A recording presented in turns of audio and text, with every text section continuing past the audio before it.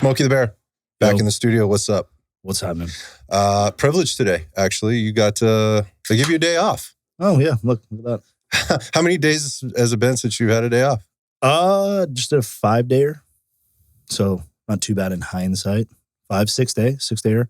I feel like the last time you were in the studio, which was better part of a year ago, might have been right about exactly a year ago. Within a couple of weeks, I think. There had been like a 40-day or some wild stretch. Yeah, 40 days, 30 days. 30 or some odd days that have been as a firefighter for Cal Fire here in the sunny state of California, but also the state that seems to burn down pretty much every year. Usually, yeah. Actually, the whole world seems to have been burning down in the last couple of years. I don't want to get into all those conspiracy theories, but I do want to talk about a few things that I think are interesting to talk about. And I think people want to hear about. Like I'm always intrigued about, with regard to like what's really going on out there, like on the ground. We see things in the media, we're fed things. And a lot of times we're hearing it way after the fact. And by the time we've heard it, things have changed. But look, it's no mystery. Again, what happens here in California on an annual basis, we run into the fire season. Sure. Can we compare this fire season to say the last 2 to 4 years with regard to like volume of fire, frequency of fire, just destruction? I mean, we even get into like fatalities because there have been some this year, but some years have been certainly way higher than others. And I want to talk specifically about California, but I want to talk about some other things too, like what's happened in Maui. Sure. Because I think you could lend some insight maybe as an expert in your field to some of the things we're hearing and seeing. But I just want to kind of get your take on a couple of things too. Yeah, no, absolutely. Fire away. Yeah. I mean, I guess first you mentioned like, this year being busier than last year or slower, whatever. So I think with the amount of fires, right? Everyone on the news hears about the large scale fires, the air tankers and all that stuff. This stuff hits the news, but not a lot of people talk about, the amount of starts that we have to be put out quickly, right? Mm-hmm. Don't make the news, right? So this year, like start-wise, significantly slower than last year, which is a good thing. And even before that, slower as well. I mean, the big thing was 2020, when everyone, right? I think we spoke about that. That was crazy. Yeah, absolutely. With the whole, complexes that we have with a lightning storm throughout the state. And I think that's what we're experiencing. I think that's what is happening right now is the lightning that we got from all these tropical storms and that hurricane, Hillary, that went down to a tropical storm. Quote unquote hurricane. Hurricane. By the time it got here, I'm not sure about that. Whatever, tropical storm, big wet, whatever that was. Yeah, we did have a little bit of weird, it was weird weather for us. Like it is abnormal for this time of year. Absolutely. Yeah, we got rain in the Bay Area, things like that, especially on the higher peaks. A lot of rain, a lot of lightning as well, but hail. Well, we have to talk about this too, like with as wet a year as we had in the winter, the end of 2022 now, and then the beginning of 2023 with all the snow, all the rain that we had through the year. I mean, the fuel source has got to be totally recharged. Completely, yeah. Point, which has to make a little bit of an issue. That might sound really elementary, but I don't think you can forget about that. Like anytime we get all that rain and all that water, that generally means things are going to be busy from a fire perspective here in California. Yeah, so it's almost like the double-edged sword with that, right? It's like, okay, if we don't get rain, we don't get this precipitation that we're going to get, the fuel is not going to grow, it won't burn, right? But obviously there's a lot of areas that will burn that has been neglected, I guess, by rain and precipitation since Southern California for years. But since we had a pretty wetting winter, a lot of these fuels right now are like still almost in their green up phase. So now they're getting the sunlight, now they're getting the low humidity, so now they're like blooming almost, so it's showing green and not burning. And we've experienced that even here in the Bay Area. And so that's a good thing. Correct. Yeah. It's a good thing that fires are not burning to the velocity or the intensity as they would this time last year or the year before because there's still green patches. So we call them like a dirty burn. So it burns like on the side of the hill and we see little patches where it hits more green, moist fuels. Now, that being said, we are in that state right now, being August, September, October. Where it's going to get dry. Correct. Now, there's rumors and talks of a big winter coming in again, worse than last year. And we'll see what happens with that. But pretty much like now, at the time of this podcast, to the first big storm where we start getting the Sierras with snow and whatnot, now's the time where it's like extremely critical time where these fuels are now dried out in their prime, especially with the timber component that we're seeing up in northern California. Yeah, so let's talk about so where are the fires burning right now?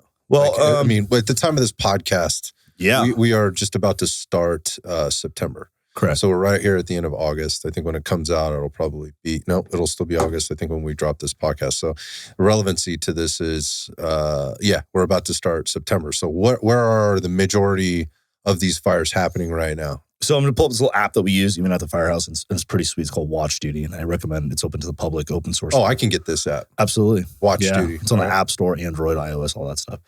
iPad. And so it's pretty nice here, right? You open it up and you can select like geographic counties that you live in. So California, Oregon, Washington, pretty much West Coast states right here. But, dude, I'm telling you, I mean, you just open that up right there. It's the same fucking things that burn every year. Pretty much. It's the same stuff. Yep. All in the Northern California, the Emerald Triangle area, right? So you have Humboldt, Del Norte County, Trinity, Mendocino County, way up there, kind of the Klamath National Forest. So same stuff. But why, man? Why? Is it because of the elevation and its proximity to the ocean as the weather impacts it for, lightning strikes and things like that? Is that why it is? Or has this always been the case too? Because I don't remember this burning like this when I was like a kid living here. I feel like this is just a thing in the last 10, 15 years. So I'd say it has in the way. Like we've had the 2007 firestorms, the 2003 lightning storms, things like that. But obviously social media now has put it out, right? Everyone knew about it's a Smokey, but no one had apps and notifications. They just had the paper. Got it.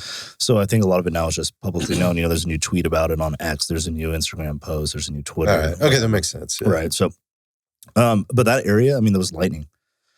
So because of those tropical storms, we got all that moisture up there. That coupled with the inland valley heat, disrupt the gods up there. Boom, lightning. And Zeus comes down with the power and lights everything on fire underneath him. So that was all just like that. We got the monsoon of moisture for the Bay Area. Now, when we got this little moisture last couple of weeks here in the Bay Area, we got a lot of rain with that lightning too. But we did have numerous lightning strikes throughout, the Santa Cruz Mountains, Diablo Range, Northern California, and Lake, Sonoma, Napa counties. But nothing came from it, thankfully, because we got rain as well. But, yeah, I was thinking back to 2020. I mean, that's what was the crazy part about that year was the lightning that was happening in August or whatever those things started for the CZ fires up near Santa Cruz. Right, CZ, yeah. It was interesting because people were like standing on the coastline, like in Santa Cruz, watching this, what quite frankly is this like beautiful electrical storm that's happening offshore. Like, oh, this is nice. This is not recognizing that within hours that would be happening onshore and lighting up the entire area on fire. And we didn't get any rain with that one. It was hot. Yeah. It had been very dry. We got zero moisture. This year was interesting with the winter because we had winter way long. I mean, we were getting snow way, way late this year. I mean, obviously the volume of it was crazy. It's most we'd seen in forever. Yeah. A long, long time, as long as I can remember.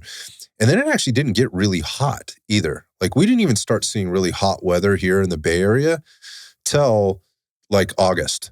And usually we would start seeing like 90s, gets up to the 90s, it'll stay there for a few days, maybe even bust over 100 and then come back down. But high 80s, high 90s or mid 90s for days or even weeks on end starting in like June. Yeah. But we didn't get any of that. It was beautiful. It was gorgeous weather from like a temperature perspective, humidity perspective, all the way up until just a few weeks ago, like the beginning of August or like even like the second week of August. So it was like everything was late to the table. And then all of a sudden we kind of got hit, but it still hasn't like gotten hot and stayed hot. We had a couple of 90s days or whatever, but it's definitely not as hot as it would typically be this time of year. So is the anticipation that it gets hotter? Yeah, I think personally it's going to get a little bit warmer. I think that what today is supposed to be, I have like 90 something here where we're at here in the South Bay. But yeah, I mean, we have a little cooling trend coming in too.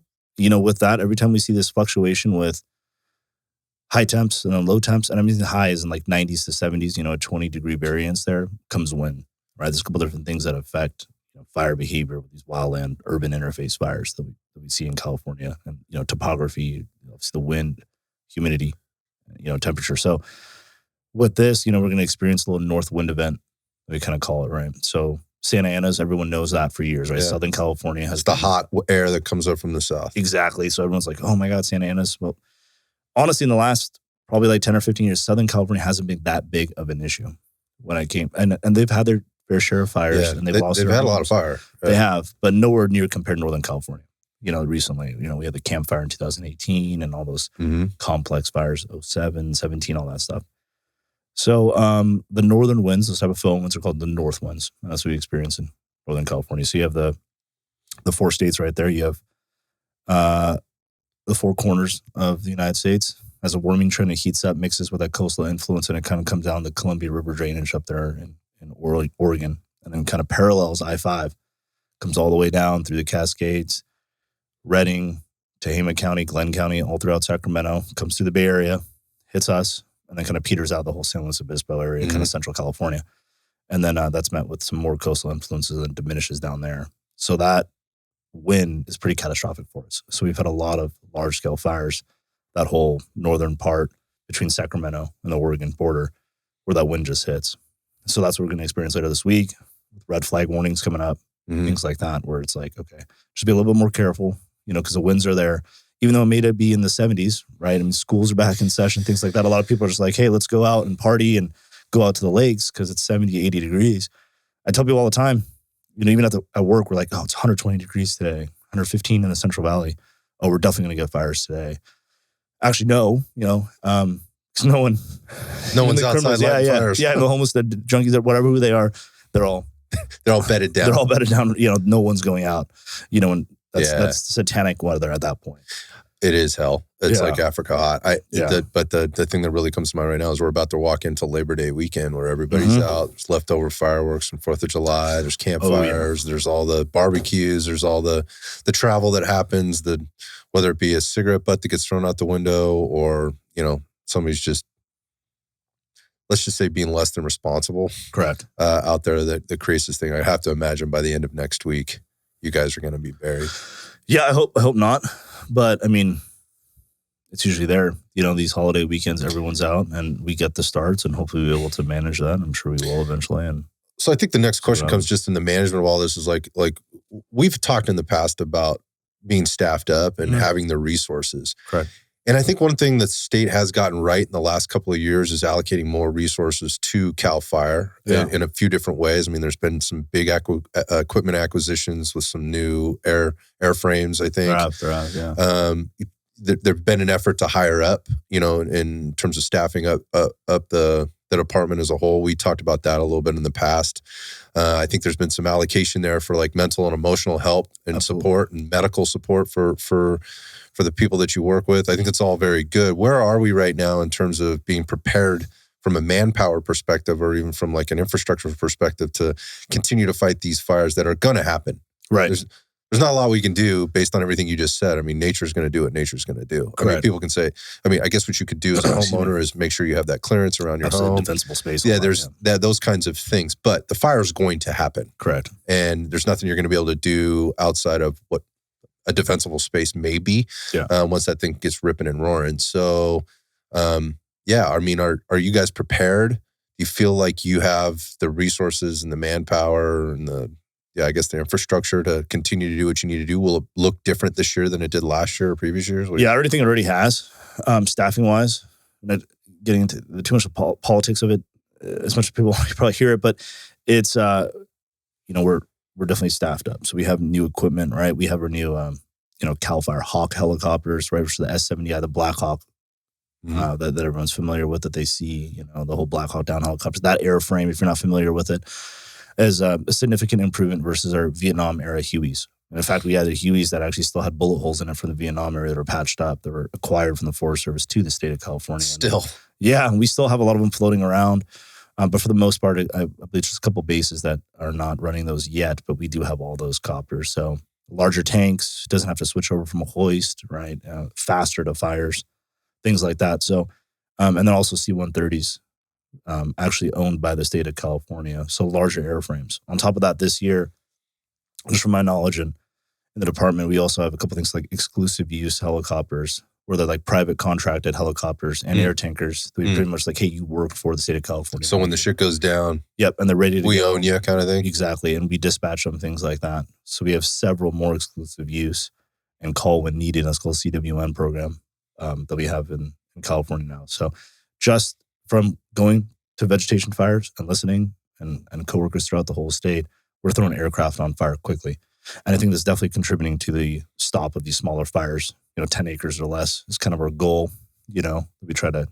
The stop starts, you mean? Yeah, like just get like a roadside fire. Because by the time you get there, it's already going. Yeah, so hopefully we can knock it at 10 acres. That's kind of like our mission, to keep fires 10 acres or less. Usually after that, statistically, and just the history of our department, more allocation, more funds, more resources, are being shot that way to that fire.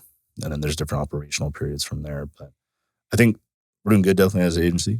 More equipment. Of course, there's things we could talk about, pay, whatever, but any department has that. Yeah, I mean, has those issues. I don't think there's any sense in going down that path. I'm just more. My question is like, do the people out there on the front lines or in the air or whatever else, do they have what they reasonably have what they need in order to be able to do this? And it sounds like they do. And again, I go politics or no politics. Yeah. I mean, I think California's gotten that right in terms of some budget allocation and things like that. Nothing's ever perfect, but it seems like. Even like on the weekends when you're out and stuff, you see more activity. Oh, absolutely. More trucks on the road, more aircraft. I mean, you see them floating around. Yeah, we've had a couple of like small local fires, but correct, they don't go anywhere. They don't go anywhere. I think homeowners, like if you live in a metropolitan area or kind of rural, like if you're out on the outskirts, like in the foothills or whatever, you're in a pretty good situation. You're in a pretty good situation to have your fire put out way before it gets crazy. Yeah, especially in the Bay Area. I mean, you have so many municipal, county, state departments, special districts as well in the Bay Area that usually everyone works well together. So, even a report of a vegetation fire or something like that in a small urban, I mean, you're going to get like 15, 20 fire engines real quick, just like that. Now, compared to other parts that are more rural in California, it might be a little bit more delayed. You still get that amount of resources, but it'll just be slower response time because you're living in an area that's more rural. Yeah, so that's where more of the fact that I'd say that, be a little bit more resilient, have those resources on hand, like your defensible space, your evac plan, those kinds of things. Yeah, I mean, you live in, in a area in the city that is crime ridden. You probably should have cameras just like that, be a little bit more protective. You might have to do that in those areas. And if you live out in the woods, you might have to, work with what you got over there. I mean, you're essentially choosing to live in that area. So just know that like, it's not like if, it's 100% when the fire is going to come. I think every area in California, every geographic inch has experienced some wildfire and won't put another. And it's just a matter of time, unfortunately. A lot of it's not even just, human starts. Excuse me. What does it want to say? Like 90% of all fires, are human caused. 90? Yeah, I believe it's 90. Yeah, I had no idea. Maybe a little bit higher. I mean, we're just should probably know that, but all that weather. Yeah. And, but on top of that, you have the lightning. The definition, act of God that could happen, or a power line that pops. Mm-hmm. Yes, sure, that's man, but you never know when that's going to happen, or a car fire, things like that could be out of your control. That's not someone with arson on their mind or something like that. Yeah. So speaking of the car fires and electrical lines and weird weather, things that pick up, and it's not isolated here in California. We've seen kind of fires all over the world. I mean, Canada seems to be completely burning. They're still down. Popping off. They seem to be completely burning down. It's like, what is going on up there? They have, it seems to be wildly out of control. Again, when I say seemingly, it's only what I can see or, in the news, in the media or whatever else. But man, those poor folks up there seem to be, their whole country's on fire at a couple different levels in my mind, but particularly with the wildfire. Yeah. You go other places in the world. I mean, we saw them over in Greece. I think we saw them in Europe in some spots. Like it's kind of crazy. But one of the things that is local but isn't local, and this is one that's been on a lot of people's minds, me in particular. I think probably because I'm seeing a lot of media around it, and that's what happened in Maui. And we talk about resources, and we talk about like how things happen, and again going back to cars, and man, that thing, it was very reminiscent of, I remember the Paradise Fire, and I believe it's called the Camp Fire is what it started as, right? And then the city or the town of Paradise was wiped out very, very fast. Yeah, it was. Yeah. Very, very fast. A lot of people lost their lives. The fire behaved a little differently than maybe what was expected, just in terms of speed and mass devastation in a very short period of time. Thankfully, it was somewhat isolated, but this was back in like 2020, or was it 21? The campfire? Yeah. 2018. Okay, so it was a few years ago, but I think a lot of people can remember that. So when I was, kind of seeing what's happened in Maui and just how fast and the vastness of what happened, right? It really reminded me of that, and seeing the photos of the cars and the homes and the people, the devastation, the destruction, and the death that happened there. And now we're looking at this and we're hearing there's so much coming out of there, and there's a lot. So much. It's really hard because I'm sure there's some truth in most of it. I mean, some of it is just like, come on, man, is this even helpful? Yeah, I've read a lot of shit, and I'm just like, oh, okay. So just UFOs, laser beams. Yeah, laser beams, UFOs, and directed energy, weapons, those kind of things. All right. I don't want to get into that, but what I do want to get into is the fire, because you know about fire, right? And you fought a lot of fires and you've seen a lot of things. And what happened there, as fast as it moved, to me, I'm not surprised at all. I mean, when you look at the wind, right, and you look at the structures and the fuel sources that were there, to me, it's like, this is like, as tragic as it is, like, we should not be surprised under those conditions at how fast it happened. Like, to be shocked, yes, like, oh my God, this is awful. But at the same time going, this is what fire does. Right. I don't know. What's your take on that? Wise man told me to. One day, he's like, when you get dispatched to a structure fire, don't be surprised when you see a fire. Like, oh, shoot, the building's on fire. So, yeah, the dispatch was for a structure fire. So get your shit together and be prepared, That goes on us training you guys and stuff like that. So, I'm not surprised. Like, did I study this fire? No, it's still ongoing, the whole investigation process. In fact, Cal Fire is actually like running that incident. We sent an incident management team to Hawaii. So, we're actually in charge of that incident, with our incident management team. So, I have questions about that. But yeah. So, and that's underneath the whole state-to-state agreement stuff. But just looking at it, objectively, like, I'm not surprised in the way that the fire acted. Like, with those winds and whatever started it, right? That's beyond the point. The fact that the fire is burning. There's a fire. Right. With the winds, it's going to do what it's going to do. I mean, I see the homes, the cars that melted, all these different type of things. Like, unfortunately, I've seen that so many times. Anyway, with me, with my, 10-ish, give or take a couple of years here, experience, years. People have seen this since. It looks normal. Yeah, and unfortunately, we've almost normalized. Like, that's when these massive, devastating wildfires happen in these urban interface areas, when it goes home to home to home. I mean, you're no longer just battling like a vegetation fire or a wildfire, right? It's almost like one massive structure fire. It's different fuel sources. Absolutely. So you're going to have that melted material. Like, it's hot. It's not just like manzanita or chamise, or we used to annual grasses just burning. Like, sure, it burns hot, but it goes out real quick, especially in the greater Bay Area or Central California and the foothills. But no, I mean, these are multiple homes on fire, natural gas lines, propanes, whatever shit that we keep in our garage at home, right? Imagine all this stuff that, paints, whatever, ammunition for shooters, like you and I, things like that. Like, all this stuff is going to burn, and it's not going to burn like a natural vegetation, product out there in California. So, yeah, I think the things that challenge me, obviously, beyond what's you can see with your own eyes, just looking at it, just going, oh my God, like, what a beautiful part of the planet, right? What a beautiful part of our country. Everyone wants to go to Hawaii. Beautiful people there, like, it's the place everybody wants to be. Sure. When they're not at work or not at home, but people live there, and that's their life, and they're isolated. Yeah. Right. They're literally on an island, obviously, but they're isolated, and those resources are somewhat isolated. And I guess what I mean by that is, you were just talking about Cal Fire going in and aiding in the investigation. Correct. So it's not like you can drive some trucks over from the neighboring state like we often do to help out neighboring states, or right. All the time. We just sent resources to Oregon. Right. Yeah. Oregon. I know Texas even got some of our resources before. Texas has come here before. Yeah. Like, there's Washington. Oh, yeah. It's not something that can be easily or quickly done. Obviously, there's a lot of there's a little bit more there. It's called the Pacific Ocean. Sure. Right. But they're isolated just from kind of everything.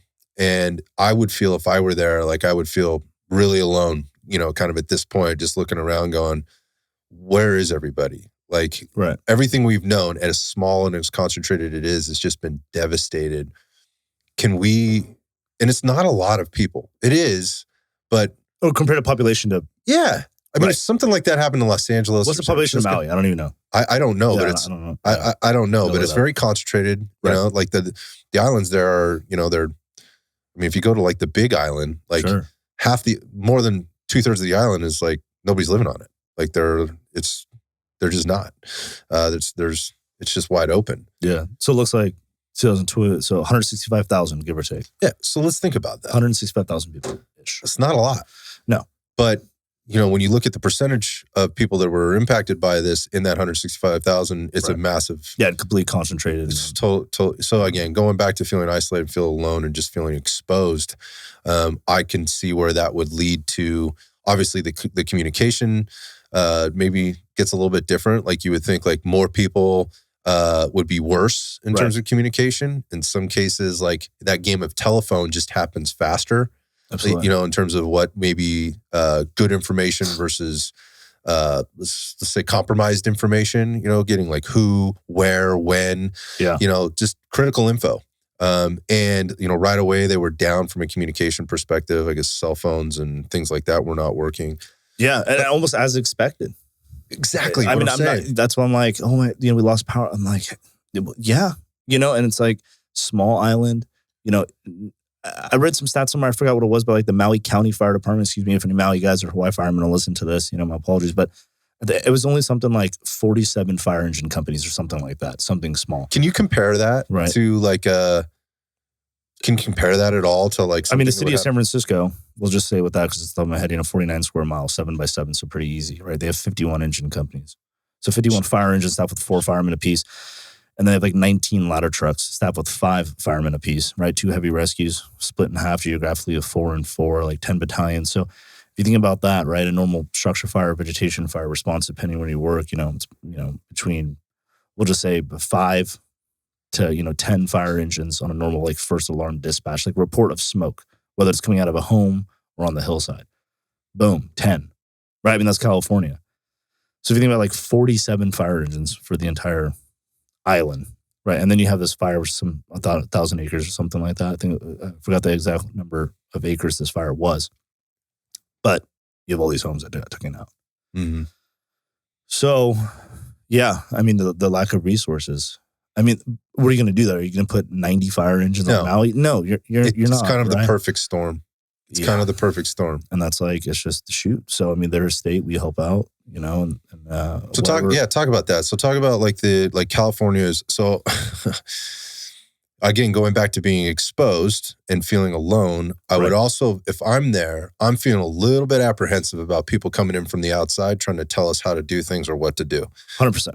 I get that. Yep. But I also, based on what you just said, I also look at it going, but you're very underprepared and probably under infrastructured to handle the totality of what's going on. Yeah. And I think that adds to the conspiracy theories and maybe even like the frustration of like, it was planned, all this. Yeah. What is going on? Like, where are the people? Like, where there are hundreds of, it's like 100 and some odd, I think 80 missing people still. I could be wrong about that. Don't quote me on that. Yeah, I haven't. It's a large number of people that are still missing and still unaccounted for. Sure. Where are they? What happened to them? Are they just couldn't be found and they're at some relative's house and their communication's been cut off and they're chilling and they're okay, but they've been impacted, but they're okay? Or how many of these people are dead? Yeah. And how long does it take to figure this out? So again, I'm going to bring this back to the California being integrated into this. And if I'm on the other side, I'm going, I don't know if I want that help, man. Like you guys got your own problems. Don't bring them here. I could see that. I could definitely see that. Yeah. But I also look at it as going, yeah, but look at the amount of revenue that could be brought there, resources because of the revenue that's coming from California and the size of the department and the resources we do have access to be helpful. I think it's a very slippery slope in terms of my acceptance of that.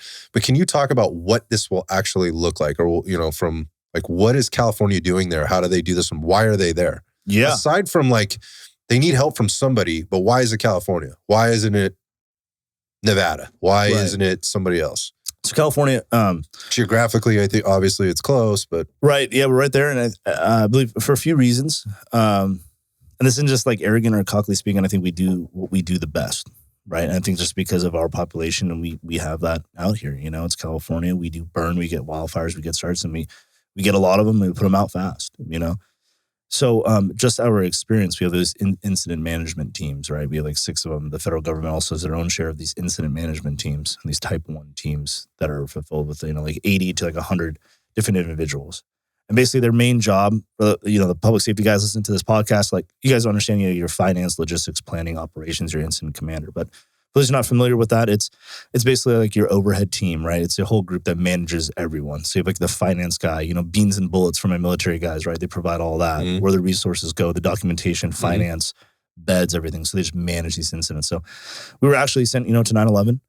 Our incident management team was actually sent over there as well. We sent a team over there to help with that, and eventually took over that operation as well, because we do it best in the United States, hands down.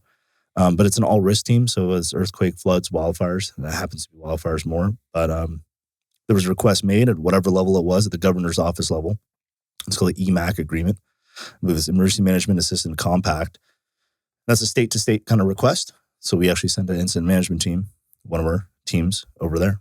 And they're running that show because, we're familiar with it. It's another urban interface wildfire with loss of life, loss of homes, property value, obviously environmental damage. And they'll figure it out. So don't know where that in the investigation process. No, I'm sure that'll be coming out down the road. But right now, I think it's still just more on the recovery process, rebuilding, figuring out what's going on over there. And same thing, we also sent FEMA has these urban search and rescue task forces that are made up of local government firefighters throughout the United States. Washington sent a team, Southern California, Riverside County sent a team, Bay Area did. So there was a lot of things happened within this last month, with the hurricanes. Hurricane, tropical storm, Northern California stuff. Right, there was an earthquake that happened down there in Oxnard and Ventura at the same time. So it's kind of like, what's going on over here? Hawaii had that wildfire. Oregon has much wildfire. So a lot of things going on over there. But that's why we sent the individuals to Hawaii, because we just do it a lot, and that's pretty common. Unfortunately, that's like, we can have those fires. We have had those fires. We will have those fires. I mean, I'm just trying to be objective here. I'm looking at that, dude, that sounds like a lot of chiefs. That's a lot of organizations. That's a lot of badges. A lot of badges. A lot of badges, a lot of red tape, a lot of paperwork in terms of how things are communicated. And again, if I'm sitting on the other side of this and I've lost everything, maybe even including family members potentially. Right. It reminds me of what you just kind of described. As much good as could come from that, I could also be looking at it like, what was the old quote from Ronald Reagan? The 9 scariest words in America being, "I'm from the government and I'm here to help." Yep.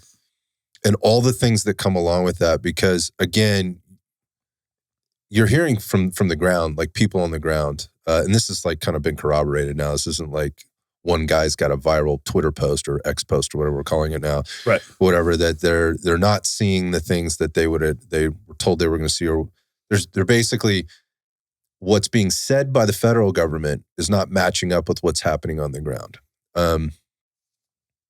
California's not the federal government, but it is working with and under the jurisdiction of the federal government. No?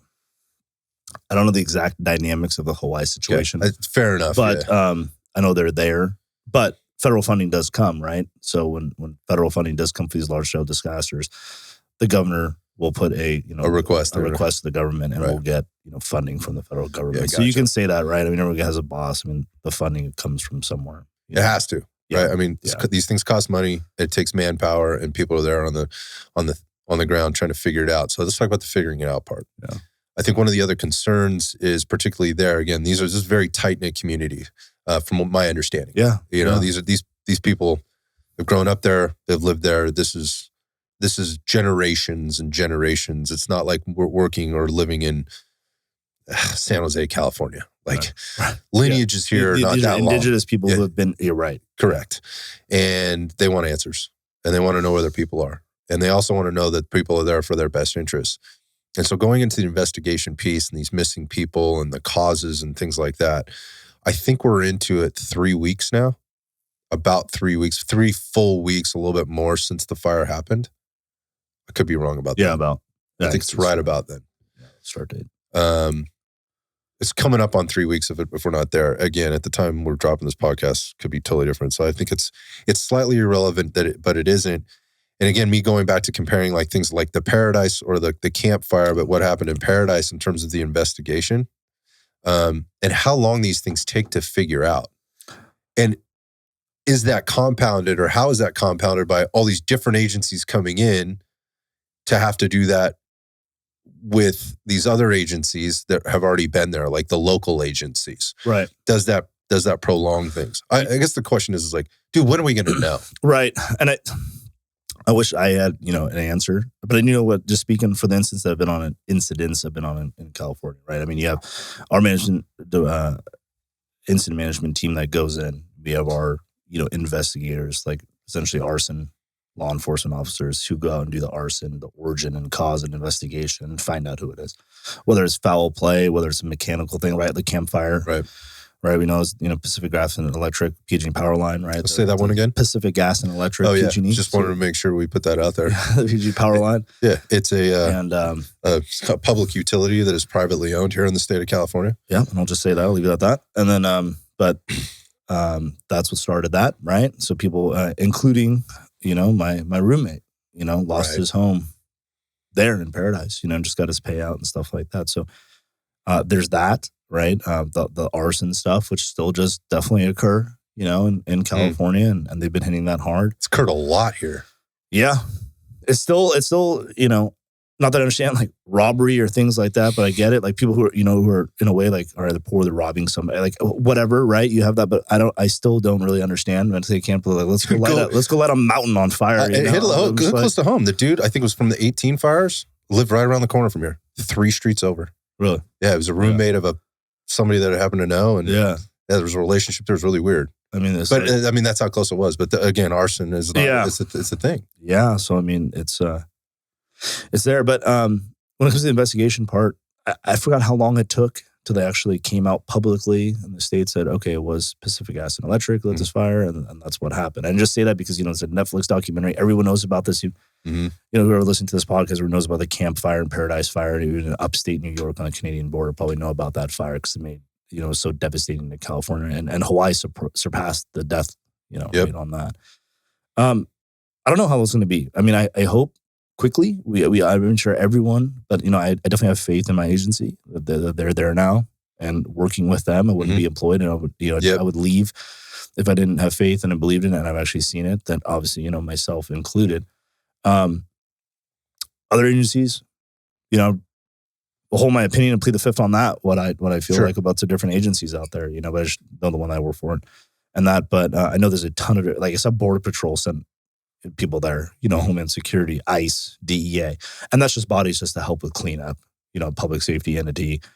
This is obviously a national disaster, so they all sent that. But I'm sure that there is some stuff like, all right, who's going to sign this check? Who's going to do for this? 100%. And eventually it's just going to go right to DC, right? They're going to foot that check, So that's where everything eventually goes, obviously. Yeah, I know I'm asking you an impossible question to answer, like how long is it going to take? But I think you just articulated, pretty well why these things, one, an investigation has to be done, right? Like, and it takes a while to do that.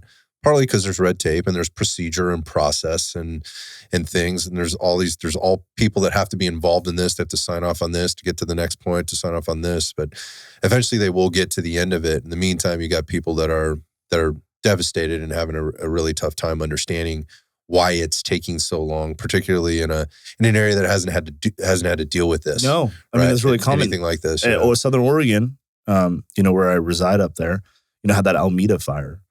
And the same thing, right? It was only like a thousand. And I say only because that's what I'm referencing to California because of these large scale wildfires, right? So it's only like under 2,000 acres, but we lost so many homes. There's fatalities, but Southern Oregon wasn't prepared. They're I'd say probably still not prepared with the amount of resources that they have. But if you look at the weather and wind and terrain, it's almost identical to Northern California counties and Siskiyou, Shasta, Trinity, all those counties. And I think they just haven't had them. And now they did. And now it's like, oh shit. And there's no doubt, regardless of my age, everyone knows that, these are big ships to steer. These federal government, state government, even a small little city. Nothing can just change overnight. And unfortunately, sometimes it takes a loss of life or a big incident to happen. To change, yeah. Yeah, as much as we try to be proactive, it's kind of like at the end of the day, it's a lawmaker somewhere. I think it's a complete fucking bullshit. And I say that, and and people have to die for change. I'm saying that just as, Pranay is obviously nothing, here representing my agency at all. It's just me, but it's just like, it does suck. And we feel the pain as well.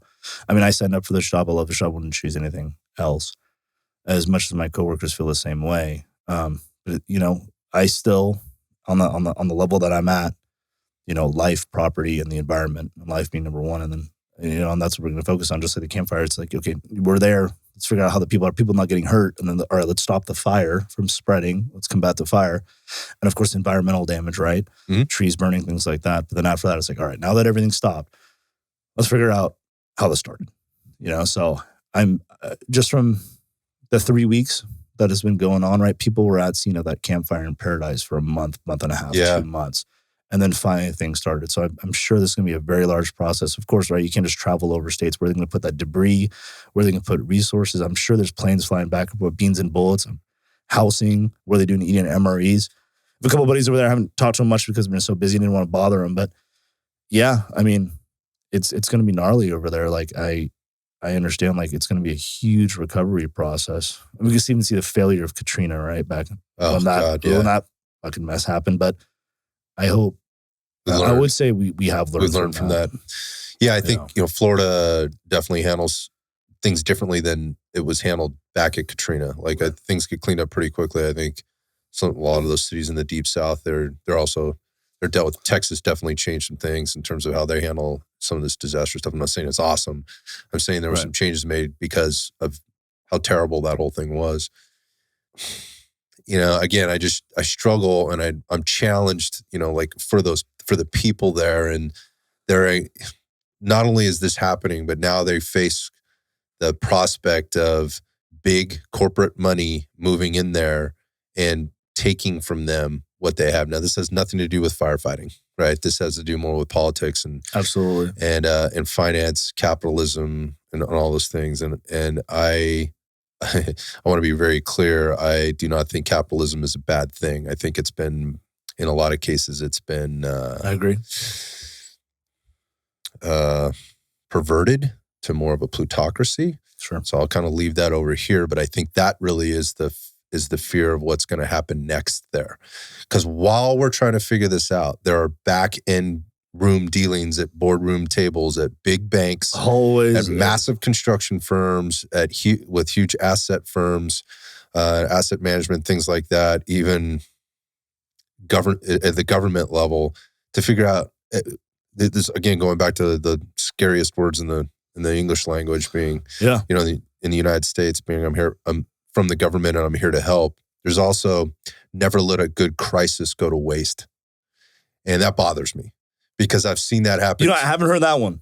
They'll do that every time. And I think the folks there have every right to be apprehensive about this for many, many reasons. And I think the government, from a federal level particularly, needs to take full responsibility for the distrust that the citizens there may be feeling. Sure. And the apprehension that they do have, particularly with the things that have gone on in the last couple of years, as we've watched so many things happen. So many things. Yeah. And that one's tough for me, and I think for a lot of people to be looking at now and not be angry. So if I'm there, I'm still angry from some of the shit that's happened. I agree, bro. But when I look at what's going on in Maui, I can't imagine what it would be like to live there, have family there, have a business there, and everything be destroyed. And now be on an island, literally on an island, and feel so isolated and almost at the mercy of like, look, dude, I'm just looking for like, where am I going to? $700 is not going to put fucking groceries on my table.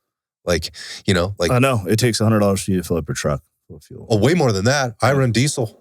Yeah. Plus, I sold my diesel. $6 a gallon here in California. Yeah, it is. Yeah, I just filled up this morning. Lowest I paid last weekend. I was traveling over the weekend. I got the van back finally, which is awesome. For the van was down for repairs for 3 months. I got it back, drove it up from Southern California. I think the lowest I paid was like $5.39 a gallon. That's fun. Dude, it sucks. I can. Well, again, like it costs money. A lot of money. And it costs more money there. I think a lot of us have vacation, fortunate enough to go there a few times. But we look at that and we're like, okay. I mean, you think about the fuel. And this is what a lot of people don't really understand, or really, I should say, are just unaware of it. But even like a little roadside grass fire, I mean, there's money, I mean, think about Jet A fuel, diesel fuel on our fire engines. Imagine all the flights going over there, the foods, a decent, I mean, I could probably pull up, I think it was like the Thomas fire, which is down in, Los Padres National Forest area, just south of Monterey and all that. San Luis Obispo, Big Sur. I mean, that was like one of the most expensive fires ever to fight in California. I think it might have touched even $1 billion. Might have, with the amount of resources, but also like hotels and feeding. Geographically, where that was in, San Simeon, Hearst Castle, all that stuff, like very affluent area, not a lot of hotels out there. Santa Barbara. Wide open. Central Coast is wide open. So that's another big thing too. It's like all this stuff costs money, and I get it. I get that part, and it's just. I think you're making a really good point, though. You're making a really good point that there has to be somebody's going to make some money along the way, right? So money has to be spent, so somebody is going to be making some money along the way, whether that's the firefighter fighting the fire or the hotel owner that happened to not have his hotel or the big bank that owns the hotel that didn't get burned down, right? Somebody's going to be making money, and that is just the reality. I mean, even the food truck driver who's down the road is going to move his food truck. Oh, shit, there is 90,000 firefighters here. I'm going to move my food truck. Like, he's going to get paid, and he's driving a Bentley food truck next month. It's an opportunity. And I think that, you can't lose sight of that, like in the reality of the situation you're in, and try not to be angry with everything. But I also understand, I understand the frustrations that are existing and the anxiety at some level, just with like, God, it's going to be a battle to make sure that we don't get taken advantage of, or the people that should have the money. I was thinking about this the other day, like with all this money that's going there, because they're going to have to be rebuilding, right? They're going to have to be doing this. I think it should go to, if all things were perfect in my world, and I think this would be the right thing to do, but I could be totally naive, right? And I am, like, I don't know, like I'm just a fucking dude, right? But the money should go to local banks or to build local banks on the island. Like the money goes there. Any person that's working to rebuild that island should be from that island until they cannot fulfill that need anymore, and then maybe hire people from the outside. But you put the money back into the economy so that they can spend money at the local businesses that the local people are rebuilding, right? Any loans, any management of those funds, any equipment manufacturers, materials manufacturers, anything like that, should have a direct connection to that community, so that money is not being managed in a bank in New York City somewhere or offshore, and that it should be there, and that money gets pumped back in so that people there can benefit from it in the ways that they see fit to do it. I think that's how it should be in most cases, understanding that even with that, corruption will exist. Corruption will 100%. It's always there. Will absolutely exist. There's money. I mean, there's a lot of, like it was. But let them give them what they want, and let them see if they can manage it. Yeah, that's kind of. I mean, hopefully they could rebuild. I mean, we can take this back to way back when Native Americans, in California, federal government coming in, and again, we don't have a very good track record. No, we don't. Federal government. Yeah, so. I mean, it's hard for me to like, but at the same time, like, I think just like, I say my level, I'd probably say, from chief down type of thing at my level. But I just hope that it's a speedy process and the people get what they get. Yeah. I mean, like, put the fucking fire out, take care of the people, and hopefully they rebuild. Let's get clothes clothes on their backs. Let's get roofs over their heads, some food in their bellies. And I mean, it's always just frustrating to me that I see it. I'll probably go off on a tangent here, but same thing. It's always frustrating. I think everyone here can say it's like, Walmart, I'm in a capitalist for sure. So I understand that. But at the same time, like, you look at Walmart, how underpaid their employees are. And I read some little stats somewhere on the internet. Who knows? Maybe call me out on this, guys, if this is bullshit or not. But it's something like if they lose like something like $5 million a year of their profits or whatever redonkulous amount of money that they make, and, give all their employees like a $5 raise or something like that. It's like they could afford it or something. And I was like, that greed, that corporate greed is kind of like crazy to me. It's like, if you paid all your Walmart employees like $5 more an hour, like how much money they'd probably spend more back in Walmart, spend more back in the community. And I'm like, for real, it's that easy of a thing. But Then again, who am I? You know, some whatever Air Force vet, fireman, whatever. Who gives a fuck exactly? You know, like who am I? But I have my thoughts. Smokey the Bear for president. I guess. That's not a bad idea. No, fuck. It'll never happen. I'd love to see somebody like that. Some blue collar, just dude that just punched a clock, you know, for the better part of his life. You followed this guy. Have you seen this guy, Anthony Oliver, at all? I haven't. Who's that? You haven't seen this guy? No, tell me about it. Oh, dude, I believe I got his name right. So he's a musician, but that's not what he did by trade. Okay. He worked in factories. He grew up in the Appalachia. All right. And I'd actually been following this guy for a while, but he wrote a song that was, let's just say, very much directed at what we were just talking about. Okay. And he went viral. This thing went viral about 2 weeks ago, maybe not even that long. My timing might be off. It was a little while back. Joe Rogan had reposted him, the song. And if you think about it, it's almost like folk music to an extent, but he's basically talking about what we're talking about with regard to... Oh, I think this is going viral pretty much, right? Oh, yeah, you've seen it all. And it's been... okay, I have not watched it. Everyone's told me about this. So the guy has an interesting story. I just read this, apparently the guy released like a little background on himself, part of which was like, dude, I never wanted to be, world famous. That's not why I did this. He talks about, growing up very poor. His grandfather before that, growing up very poor. Right. Working in factories. Like apparently he had an accident on the job, had a brain injury, TBI, took some time to come back. He was dealing with depression and some emotional stuff. It took him a while to even get back to working. The music, I think, was an outlet for him. He's very good. You might not be into the style, but he's very good. And, his lyrics are pretty deep. And this particular song, I think, really touched people in a lot of different ways. And it's just going kind of nuts. And people are kind of using it as an anthem or looking at it as like an anthem to a lot of what we just talked about at a very critical time, I think, in U.S. history as we're going into, election years and things that are happening. And particularly what's going on now as we're coming into another winter of death and despair. I read the tabloid. Always that. Yeah. But so you have seen this guy? Yes, I did see him. I did not watch the whole the song yet and all that, but I know exactly what you're talking about. So I read a couple articles. I did see that. I just didn't put the name to the face. Yeah, I just think it's interesting how people are and there's been a couple of other like musicians. Who's the last country artist who made that song too? Small Town? No, Small. That was Jason Aldean who came out. So I think again, I think it speaks to a very large population of people that are very underrepresented.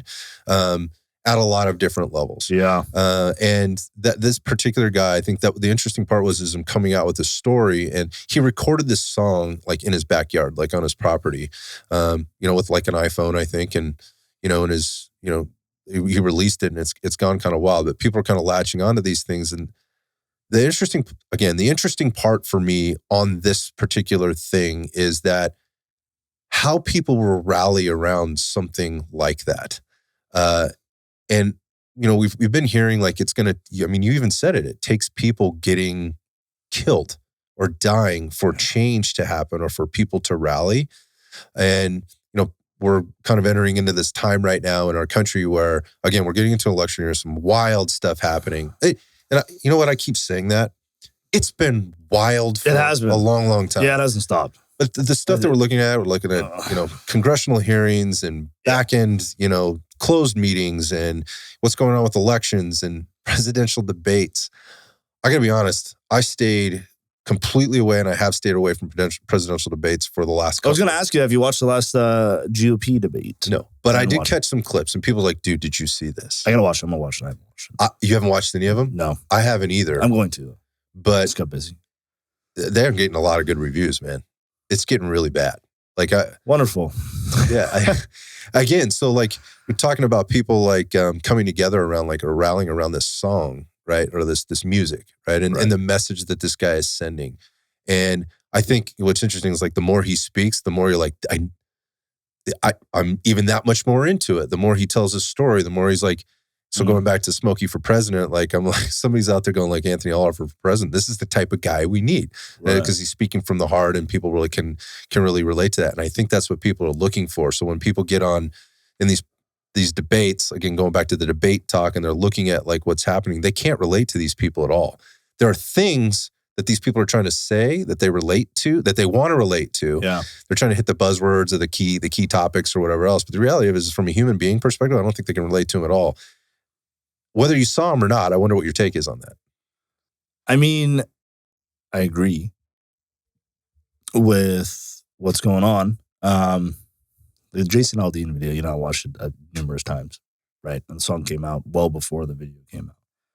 And I think, especially what's going on with certain, the last president being, arrested and all that stuff going on right now too. I think it's a hard one for me to answer because hard in the way of what I want to say.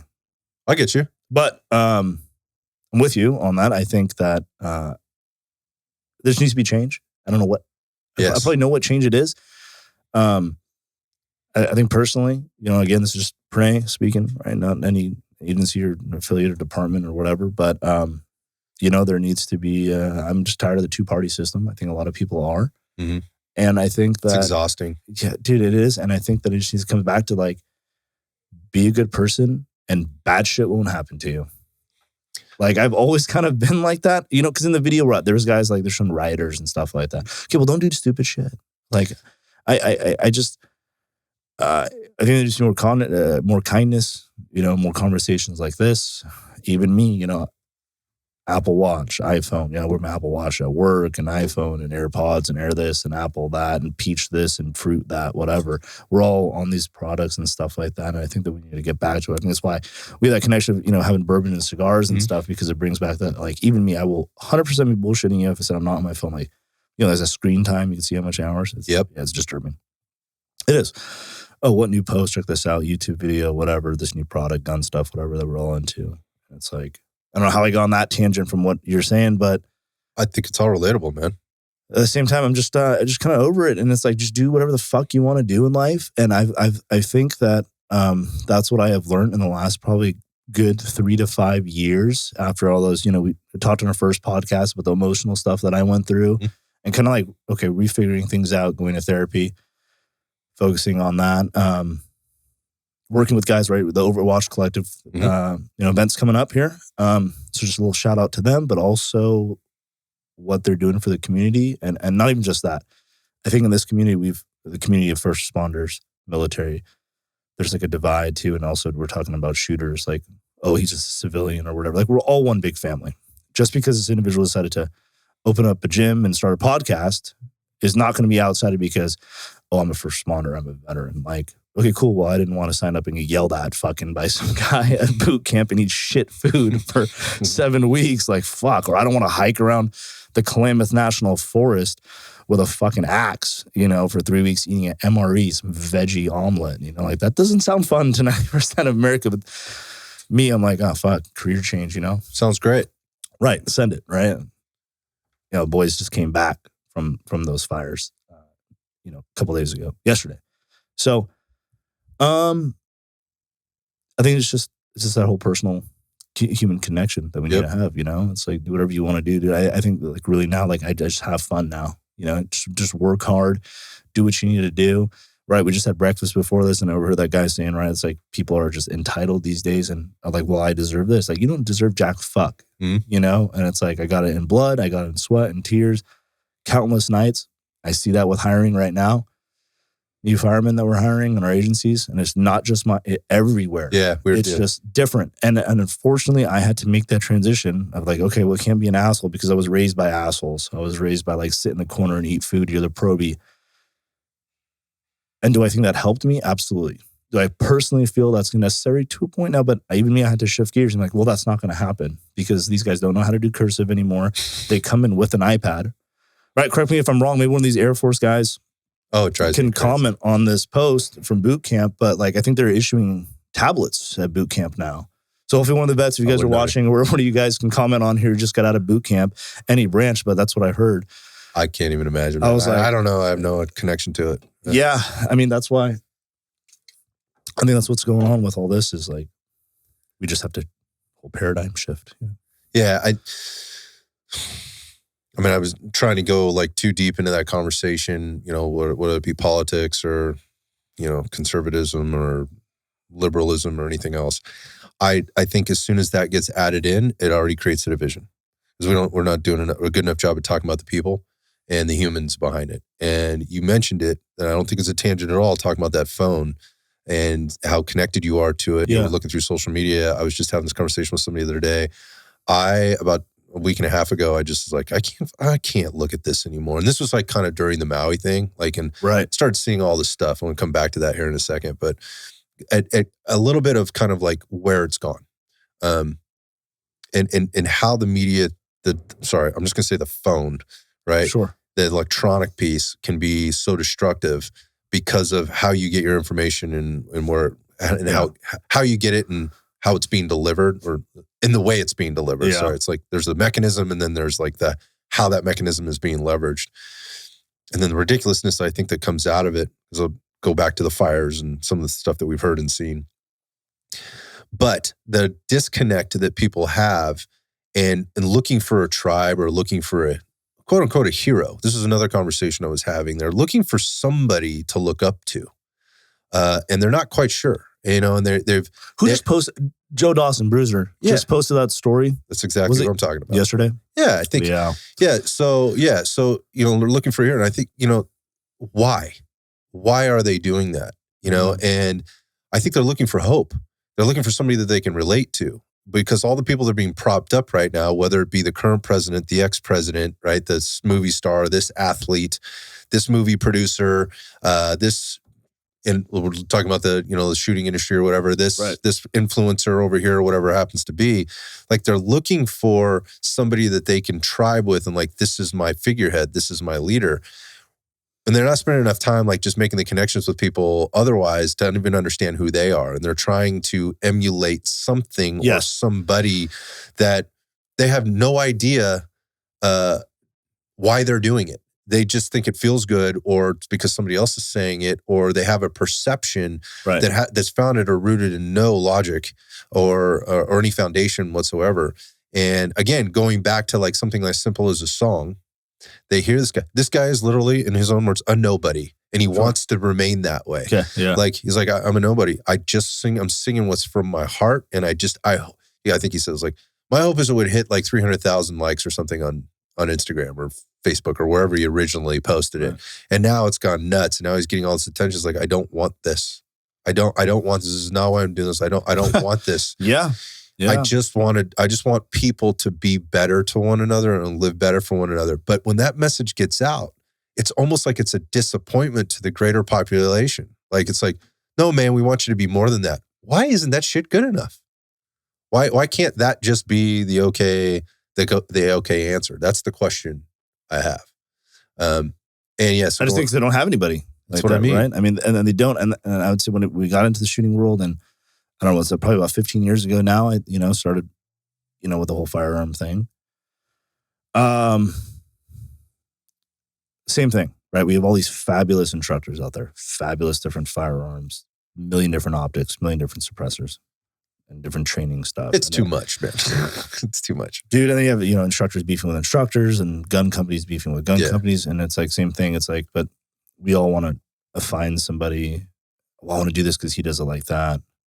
And, full respect to all the, the team guys in the soft communities. But so we just talked about Joe, right? Mutual friends. I think, it's like, okay, Navy SEAL. Okay, I am not a Navy SEAL. I never will be. No intention to be. Full respect. But do I need to do things like him? Or did? Like, no, I work at Apple. I work a 9 to 5, and I have a Glock 19 with an RMR with a 17 round mag. Fine. Cool. And I just see it should be fine. And yes, and that's completely fine for your situation. Like, or I could do, whatever, have my, X5 Legion with a 90 rounds on me and whatever, and wear a kit and balaclava and a mask and work and all that. And that's fine too. Already prepared. That's what you want to do. Fine. Who cares? SHOT Show's coming up. We went there this last year, and I'm like kind of dreading. I had a conversation with, Aaron from Cola. We were talking. I was like, Chris Blau, we were talking last night again too. And I was like, ugh, SHOT Show. This is my 4th time going. It's like Chris, like 10th or 11th, I'm like, I am going to sit down in a corner and hang out, because it's like, it's so weird. It kind of is irritating. It's my passion. It's fun. We're obviously both very heavily involved with it. It's getting annoying. I'm getting kind of annoyed, dude. I'm getting kind of annoyed with the whole industry and the drama. It's kind of just like, I feel like even just when I started getting in this world a little bit, like I just had a gun and I shot and I found out I was actually good at shooting. Started computing. Like, this is kind of fun. And then I got into that world too. Kit, t-shirt, apparels, things like that. And then now it's like, dude, it's like, I don't care if you show up, with Ranger panties and a tank top and go shoot. I don't care if you show up looking like you're about to, go to the Operation Neptune Spear and get them on. You do you, man. Who cares? Yeah. But no one's comfortable with that. Yeah. That's not a thing. Like, that's not a thing now. You have to fit the part. You have to look right. You have to have the coolest fucking gear, or else you're just going to be you're not part of the community. Yeah. And I think it limits people from coming in and going back for people looking. Now they're looking, it's like, well, who can I relate to? Because this guy seems like a douchebag. Right? Like the way he's acting, the way he's saying, I don't want to be like that. But this guy seems to be winning all the time.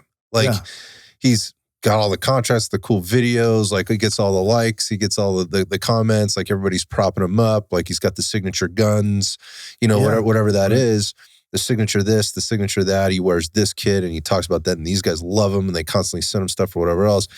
And then you got this guy over here is like, I don't really need any of that. Like, whatever you want to do, man, you do you. Sure. But don't tell somebody else that they're less because they're not doing like you or like your buddies. Like, right. Let them do their own thing. I think it limits the entry point for people, or it does put a limiter, or at least seemingly like a perceived limiter on people kind of entering into the thing. It definitely does. And I hear what you're saying about SHOT Show, because you know what, man? Like, I talk to so many people. I would say 90% of the people I talk to about like SHOT Show offline, right? They'd be they said the same thing, like, oh my God. Dude, I'm not even going for the fucking guns. Yeah, it's like, hang out I don't really want to go to this thing, but it's a business thing and I have to go. I think everybody wants to go. Look, man. Right. Yeah. Look me in the eye and tell me you don't want to go. No, 100%. How many times at the circle ball do we have fun and we spend till like right? But why? So the question is like, why do you want to go? Oh, all my buddies or friends are there. So you want to see your friends and you want to have it's just like a little kid asking his mom, like, I want to go hang out with my friends on the weekend, after school. I wish we'd be. People could be saying that more. That's the reason I want to go. Like, there's cool stuff there. If I don't want to go there and talk shit about products that that are there that I don't really that don't impact me, I don't care about or whatever else, like. That there are plenty more. I think there are people there that are going to do business. I will go to do some business. Sure. But you can still go there and see your buddies until it turns into a fraternity party, right? Where it's who's got the right stamp on their ankle tattooed. Yeah. Or on their that's tattooed. And there's still ankle. some corporations and companies out there, right? You got to hop on that subject real quick. Like invite only parties and stuff. That was always so fucking annoying to me when I was like, oh, you got to have a pass. You got to know somebody. Like, cool, rifle companies throwing this party. And I don't know. I've never been like. No, I think there's something to that. Like there's some exclusivity, right? And I think anytime you're part of a club, right, or you're part of an organization or whatever, like that's part of it. But you can be exclusive and still be inclusive, right? In that, like, hey, this is this type of people. This is what we're doing. But we're not gatekeeping. We're not telling you who you decide if you're part of this or not. And you should be able to figure that out. When if you're here, if you don't like it, then you don't have to stay. No. It's inclusive enough for you to come test it out, see if you like it. And if you don't like it, then go. But at the same time, like, we're giving you the opportunity to come in. Like, if you don't like it, fine, just go away. Like, don't go out and talk shit about it and be negative about it. And I'm not saying don't have your opinion. Everybody's entitled to your opinion. But if you have nothing productive to say about it, then chalk it up as an experience. It's not for me. And I'm moving on, just like kind of all the other things that we've talked about. So look, I go back, like all the conversations, like, fucking SHOT Show. Like, I want to go to SHOT Show. I don't want to deal with all that stuff. No. I want to see my friends. I want to build new relationships. And oftentimes that happens outside of the quote unquote show. Yeah. At places like the Circle Bar, and obviously at some of these parties. But there is like, it's it's too many dudes being dudes, like trying to relive. I think part of it's the environment. There's a lot of alcohol. It's testosterone and ego driven and all that. It's the same thing in the fire department. It's like Instagram on its worst day on steroids, right? Yeah. When you go to this thing, that's kind of what it turns into. At the same time, those people that don't get caught up in that, they're there. Right. And they are trying to do these things, and they're trying not to get caught up in it as well. But it's really easy, particularly in that environment, I think, to go there. And again, it's like, that's when the shit starts. That's when the factions get started. And then there's like this, it creates momentum for the rest of the year to talk about stuff or whatever else. Sorry, total tangent here. I want to go back to the firefighting thing. Fire away. Yeah. So, okay. Conspiracy theories, information. This goes back to how people get their information and the way it's fed to them, the mechanism, and then the way that mechanism continues to feed them. Right. Cars melting. Yeah. Heard that one already. Asphalt melting. A lot of DMs on the Instagram about that. Dude, let's clear this up because I've had my own experience with this. Am I on the camera still? Yeah, dude, yeah. You're leaning back a little bit. Here we go. Your beautiful face is still there, man. Great, yeah. Let's talk about this like, oh my God, this was clearly an energy directed. Act of war. Yeah, act of war. Right, broken arrow. Vehicles don't melt like this. What's the deal? Like, I have my own opinions because of what I've seen, not because I'm an expert. But I wonder what yours are because you're coming from a qualified perspective versus my just experiential. I'm qualified. Damn, that's big words. Well, I mean something like that. I just signed up. Yeah. What happens to a car when it's hot? Cars melt. So I don't think that there was some laser beam coming from Venus hitting the International Space Station, and the Russians partnered with the penguins in Antarctica, and we got this laser beam going on or whatever fucking shit they're talking about. Dude, it's like, so fires like this happen. They happen and they burn hot. I mentioned before, these large-scale vegetation fires are called just forest fires for that part, right? But a lot of times they're not enough forest. It's vegetation, wildland, urban interface, right? They're burning homes. Okay, when it burns homes, right? It's not back in the day, like I said, we mentioned during breakfast, like the Amish built, like old, like tongue and groove, old Victorians, redwoods, all oaks. Like, it's not like that anymore. It's cheap manufactured homes. Synthetic material. 100%. Poly this, poly that. Methyl, ethyl, bad shit that we say in, the job. And it'll burn really fast. I forgot the actual statistic, but, it might melts. Be like 1 to 5 minutes of direct flame impingement. Like, we're out of that house. It's just going to light on fire and collapse. Right? All you have is these little gusset plates that are holding building construction 101 over here, all these joists together in truss, not true like nails going through. It's prefabbed or whatever, yeah. Exactly. It's just made somewhere in the, some flyover state in the United States and then shipped over here to California and then track homes like we see in the Central Valley driving down. It's horrible construction. Just everywhere. And it's just like. Yeah, it's terrible construction. But what that happens. From a quality perspective, I guess from an efficiency perspective. Yeah, I mean, it might look nice. It's cool, whatever. For, but it's like, whatever. Yeah, okay. So it burns hot. It burns hotter, faster. You even look at vehicles. You think my first car was a 69 Ford F100. It is not made like my 2023 Ram. Right. Or a 2000 whatever. A lot of metal in that old car, yeah. There is, plate glass, all that. Like, I'd take out anybody with that truck. This next one, you have 95 airbags in it. But, there's a lot of plastic. So even with the metal in these vehicles and with that, I mean, they're going to burn hotter. They're going to melt. There's a lot of statistics. Someone told me like, oh, well, the temperature of burning steel is like 8,000. Yeah. And I'm like, okay. It's nauseating to listen to. I'm not sitting there with a blowtorch and it's not the sun. Like, that's not how these things work. So, with these homes, right, you have natural gas lines going off. You have propane tanks going off, right? Everything, think of it in your garage. You may have ammunition, paints, whatever, right? Your Windex, your Clorox, your bleach, all this stuff that's going to burn hot. And who knows what happens when it goes together, right? It melts together and it makes this huge inferno. Cars melt. So this isn't anything new so nothing on this. I'm like, oh man, like this is common. I've seen very, fatality fires in California that dealt with. We talked about that, the whole tragedy stuff. I've talked to the different fires and finding deceased individuals in these cars that are melted. And it's like, there's a pile of steel right there on the driveway. Like, it burns hot, like super fucking hot. Like, it's a fire. Not a laser beam. Yeah, So we were talking about the CZ fires. So that just happened up the road, or not too far from here. And shortly thereafter, there was some property up there that had people living on it, but they couldn't anymore. And I'll get to that in a second. But we were up there shooting. It actually, the owner of the property opened it up for us to go up there and do some shooting because it was wide open. The fire danger was non-existent because everything had burned. There was nothing left. But there were structures there. There were a couple of homes, like old homes that had been built years. They're 60, 70-year-old homes that were up there, if not older. Right. And then there were a couple of Airstream trailers that were parked up there. These were like, people would go up there and hunt or whatever, and they'd stay in these trailers. Not those. Everybody got out, so nobody died up there. But when we got up there, is after the fire. This is probably 2 weeks after the fire. Like we were driving up there again. It looks like the surface of the moon, kind of. Yeah. Minus some of the trees that were still standing. That's what trees do. Trees don't necessarily burn to the ground, right? You can have full forest that are still standing while everying underneath. Yeah, the bark, a couple layers outside burn, and that's it. That's it. I mean, it's good for some of these trees. Right. That's just how nature works, right? Yeah. But one of the things that struck me was looking at these structures. So the first one would be the first one you passed when you went up this hill was this home. Again, it was sitting on this massive concrete slab. Right. The only thing there that was left was the slab, the brick fireplace and chimney. Yep.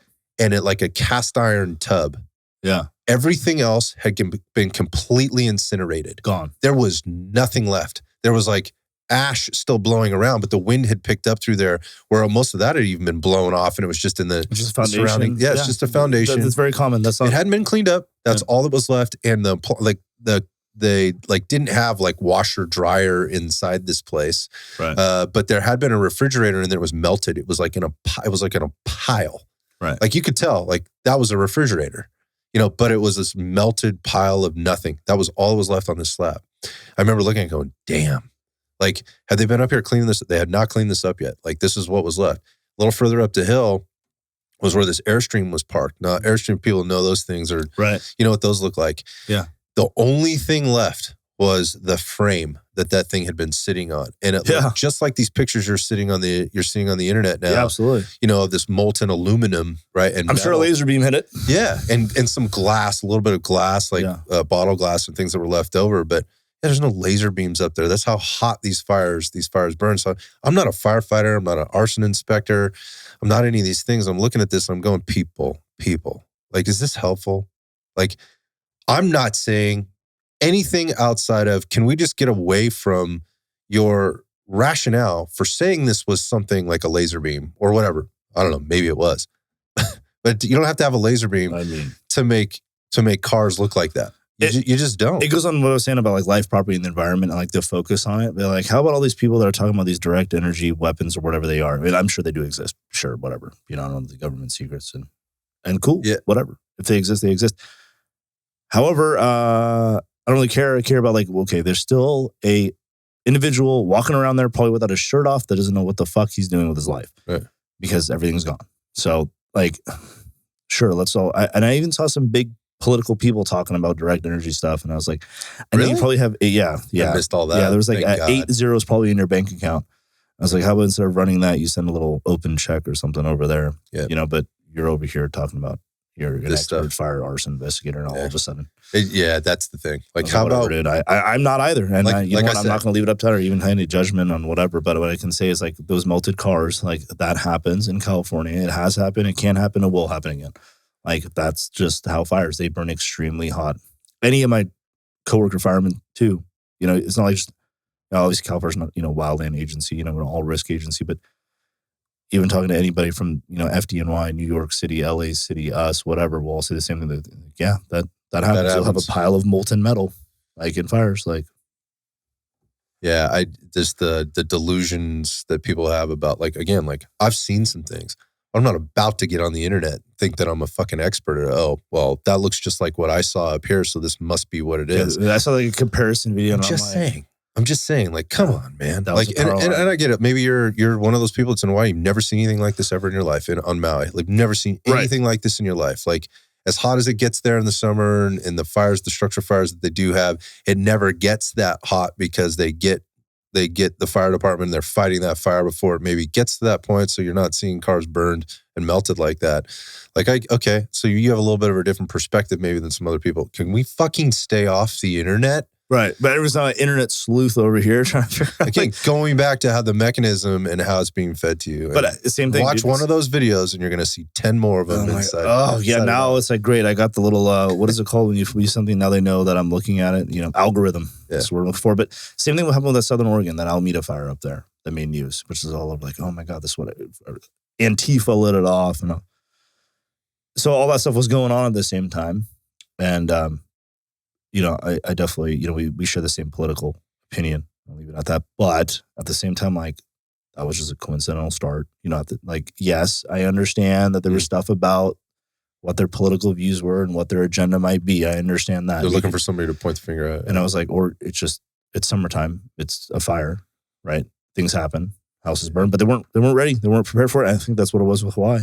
Like, it's just, fuck. Like, now, look, we can have wildfires. Like, the reason why we're so prepared and covered because we have them. We know they're going to come.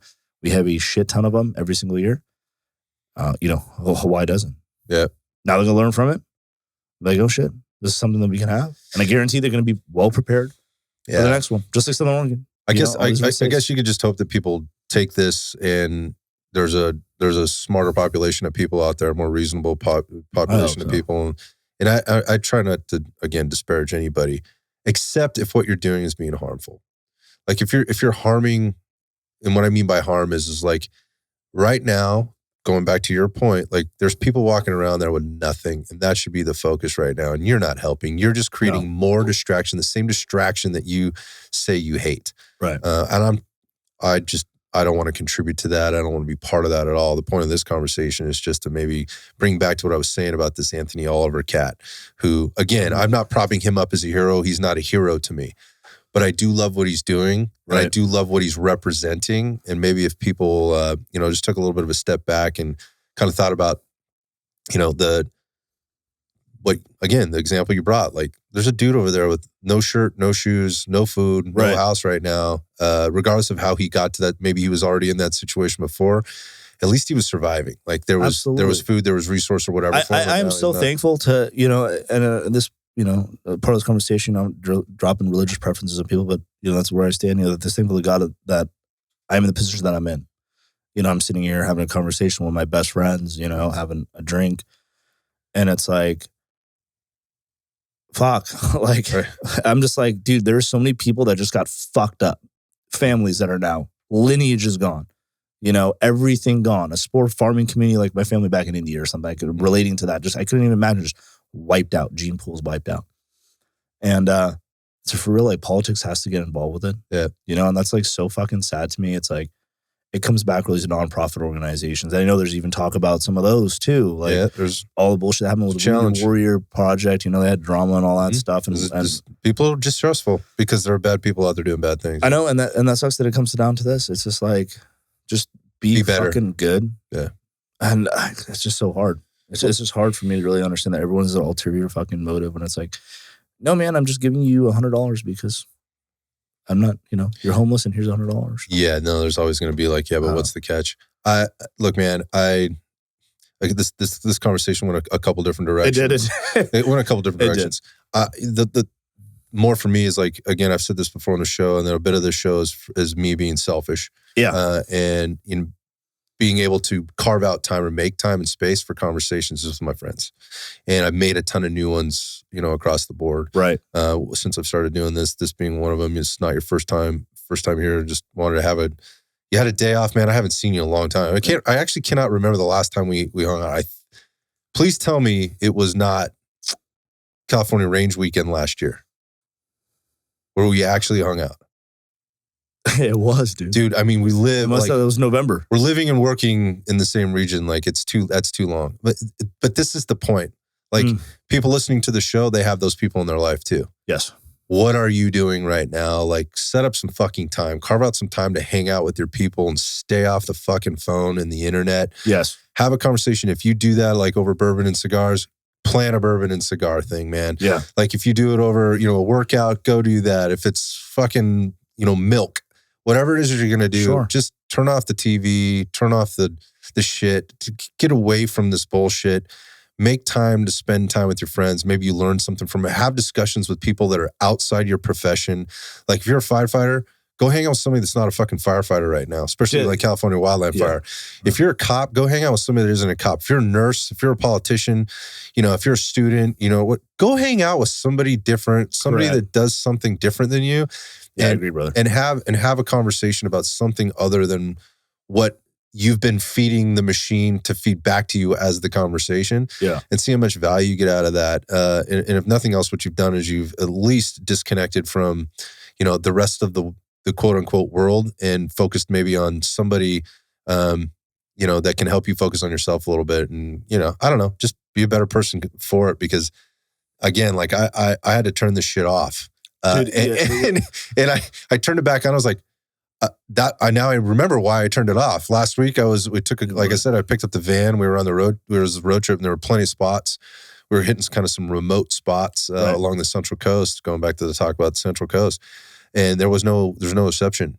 And at first there's a little anxiety because damn it, like I'm not getting my Spotify music, or whatever. Like that's not happening. And then, like I would come back to like a series of messages or DMs or whatever in my thing. And then what I was recognizing was like how fucking connected I am to the thing. Like just turn it off for a little bit. Like even if, and hang out with somebody, like go hang out with a fucking human being. Right.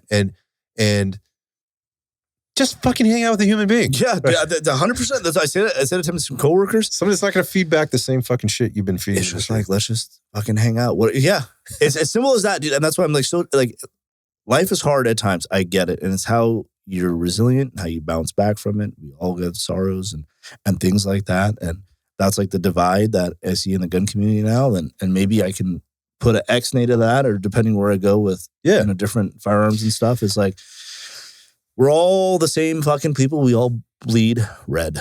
That's what happens, man. And it's like, we all have good friends and whatever. And the bigger part before we sign off on this is like, this is another lesson I learned this month. I had the very good fortune of sitting down at the dinner table with a couple guys. I'm not even going to mention their name because the conversation that we had was private between the three of us. Sure thing. And so I'm not going to mention names, but these are very well-known people if you follow people in the gun industry. Right. Or in the let's just say the shooting community. And I have to tell you, like, it was so refreshing because the one guy I've sat with before and had offline conversations with, or I've had offline conversations with both of them, but not in that way where we literally sat down at the dinner table, we shared a meal together across from one another, and we just got to know one another better and it not being through a screen. And it confirmed and validated a lot of things for me that I thought I knew, and it uncovered a lot of things that I didn't know about these two individuals. These are two very solid men that are working really hard to send a very specific message, acknowledging like I might not be the best at this all the time. I may have made a mistake here and I may have done that here. I wished I'd done this differently, but here's what I'm doing moving forward. It, quite frankly, was pretty inspiring, but it was such a relief to just kind of sit there and share that time. And it came, this is the thing I want to say, it came from social media. Like these things would have never happened at something like Instagram or, YouTube not existed. I want to be very clear about that. I just think it's like there's a time to separate this and make some effort here. Make some effort because the other great part about this was how willing those guys were to share their time with me. And it was what was supposed to be a simple dinner wound up with hours of just this open conversation. And, you can walk away considering them friends, knowing that now I don't have to have like I don't feel an anxiety to having to respond to all of their posts, right? Or to respond, like to send a DM just to check in. Like I'll do that. Right. But now I think they know me a little bit better and I know them a little bit better so that when I do get their time, like in a DM or in a text message or whatever else, right, I value it that much more. And I hope that they do the same for me. So again, just making that human connection. It's you'll find out what's important and what isn't real fast. It was a lot of lessons this month. And then it's interesting that this conversation like happened. Yeah. Like, hey man, I got a day off. Yes, let's fucking do that. Make time. Let's fucking clear the calendar. Like whatever I have is not as important as this. Again, I say that, I relate that to Scott. I think that we say it at my profession, right? It's obviously you're a fireman, right? You're fighting fire all day, whatever it is. But like at night, right? Guys know that I smoke cigars.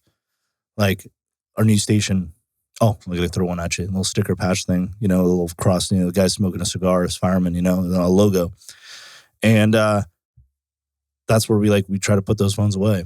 And we hang out. Of course, keep it on me if some boss calls or something like that, but that's where it comes into play. The gun stuff too, right? This also just friends and fuck, I've even relayed this to even dating, at the same time. I mean, like the social media and all these dating apps and whatever, but if someone can't respond to your text or make call or respond to your text or ghosting or whatever, they fucking move on, right? I mean, because I want somebody that I want to have that human connection with and not just based on social media. So I think that it's super important for this stuff to happen more and more. And like I said, I think a lot of the world problems can be solved right here. We joke around at work all the time, solving world problems at the dinner table at the firehouse. You never know. Shit Right. like that can fucking happen. You never know when this is going to get some crazy ass idea. And You have to commit the time. Right? yeah, absolutely. You just have to do it. Listen, dude, I appreciate you committing the time and the energy for me today. No And, just with the conversation. And I don't know, what people may or may not get out of this conversation, but I know what I got out of it. Yeah, and that's what's important. Yeah. And hopefully people kind of walk away and go, yeah, you know what? I got to call my bro. I got to call my buddy. Yeah. Even if it's just a phone call, but I got to touch base. Go out there, touch base with your friends, sit down, have a meal, have a drink, have a cigar, have whatever it is that you do, whatever that's important for you. Don't do any of that. Don't do any drinks. Don't do any cigars, whatever it's going to be. But go out there and have a conversation with somebody and have the conversation. Don't be distracted. Fucking put the phone away. These years are going by, man. It's almost, almost 2024 again already. So it's like, well, let's not let any more of this year get away without having that drinking cigar, which we haven't had yet today, brother. Thanks for coming in. don't knock it out, all right, bud.